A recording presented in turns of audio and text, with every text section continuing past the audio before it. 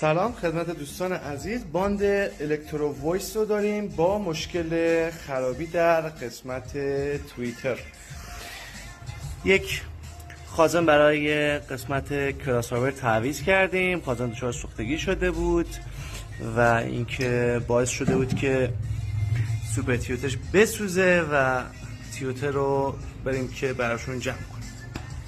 اتمام کار باند الکترو وایس تعویض تیوتر و مشکل خرابی در قسمت کراساور.